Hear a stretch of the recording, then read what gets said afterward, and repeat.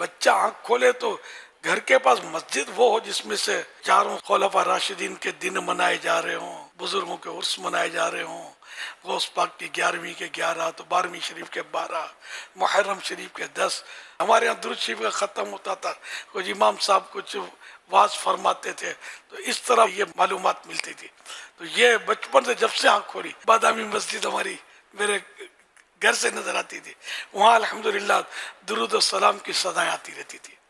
جب دیکھو کوئی نہ کوئی بزرگوں کا دن جب مناتے تھے تو بڑی رونق ہوتی تھی مسجد میں، سمجھ اتنی نہیں آتی تھی، لیکن ظاہر یہ نام مبارک جو تھے میرے دل کی تختی پر نقش ہو گئے اللہ کی رحمت سے۔ گھر مفت بھی ملے اگر کوئی اس طرح کی مسجد نہ ہو تو نہ لیا جائے، بھلے مہنگا ملے لیکن مسجد اگر قریب یا رسول اللہ کہنے والوں کی ہے، خلفاء راشدین کے ماننے والوں کی ہے،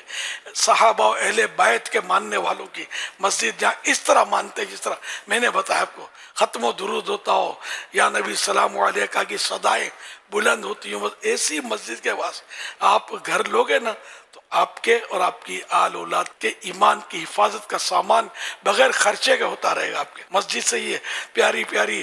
صدائیں اللہ اور رسول کی محبت والی آپ کے بچوں کے کانوں میں رس گھولتی رہیں گی، اور یہ بچوں کے دل میں یہ نقش ہوتا رہے گا محبت صحابہ اہل بیت اور پیارے آقا کی محبت۔ ایسی مسجد کا قرب لے لیا جائے۔